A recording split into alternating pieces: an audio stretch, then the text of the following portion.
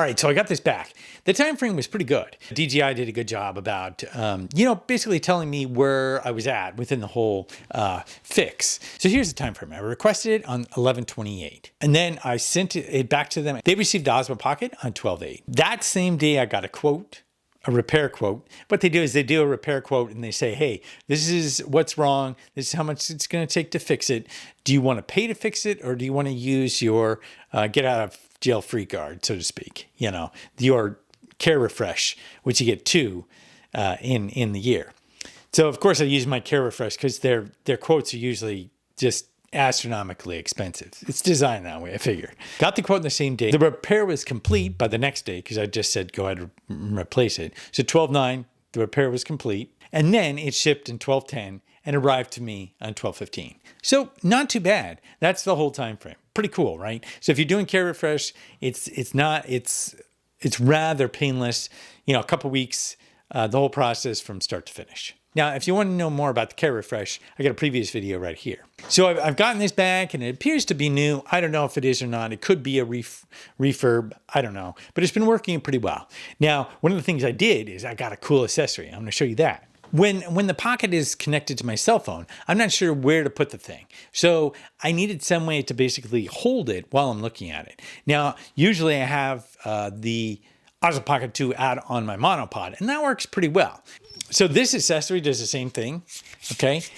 It's kind of on the spendy side, I think. What's cool is you've got all these buttons on the front here. So it's much easier to basically have this stretched out and control your Osmo Pocket 2 while it's way out above you. And it's much easier and faster to do that than controlling it via your phone.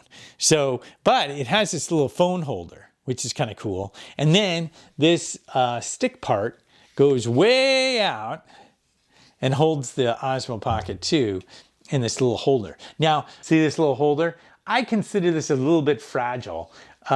It's not something I feel like is very strong. So what I'm going to be doing is I'm going to be actually packing this in a bit of bubble wrap when I take it with me different places in my backpack, because I just think this is just too fragile. I think DJI, they make great stuff, but I feel like it's a bit fragile. So, but one thing that's really cool is this actually connects directly to the Pocket.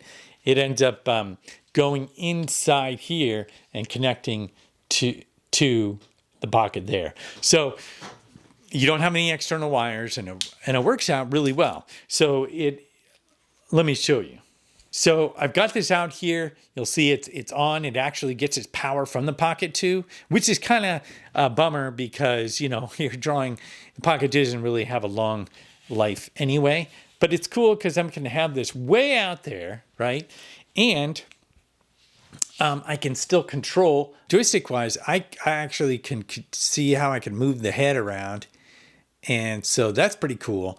And it also gives me a chance to, have any of the other controls. I can flip the camera around back to me or not. I can put the phone in its little pocket right here, and then I can connect to the Pocket wirelessly, and then be able to see my view here and adjust things as needed, tracking, all that kind of stuff. The buttons make it really easy to use, functionality is better, and I'll be able to see what I'm doing without fumbling around with my cell phone. I'm pretty pumped. We'll see how it does with the upcoming videos. So I don't have the Creator Package, and one of the things that I've been doing, of course, is recording via lav mic. Now, one of the issues and reasons that people don't record that way is because they're worried about syncing up the audio. They think it's complicated or whatnot.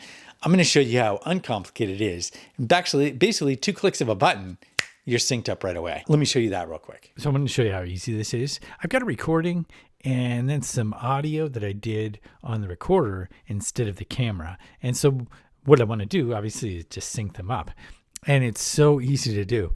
It's amazing. So you go into the edit part. So usually I'm in this part editing. I'm going to go to this section here. I'm going to choose what I want, right click, and then align audio clips, and then based on waveform. And what it does a quick analysis, and it aligns them up. Okay, so you can see this waveform has aligned up with this one. So what I've done here is I've actually muted this track, okay? And I'm going to go back here because it'll be easier to see up here what's going on. And we'll see how well this aligns. A lot of things in the news and otherwise, it really doesn't make any sense. And so using your logical mind isn't always going to serve you the best. See?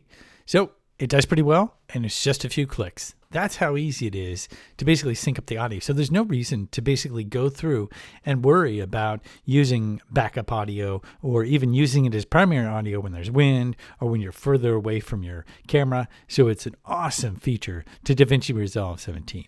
Now, in my previous video, I did some tests with temperature, and it turns out it does all right in temperature, despite it being below its normal operating temperature of 32 degrees. The Osmo Pocket actually does okay. So I'm going to be doing more stuff outside because I was a bit worried about how it would perform in colder weather. I just didn't think it would do, but it does all right. So I'm going to be doing some more stuff outside, and when I do that, I'll be testing a new accessory. So if you found this video helpful, be sure to give it a like. Thanks a lot for watching, and I'll see you next time.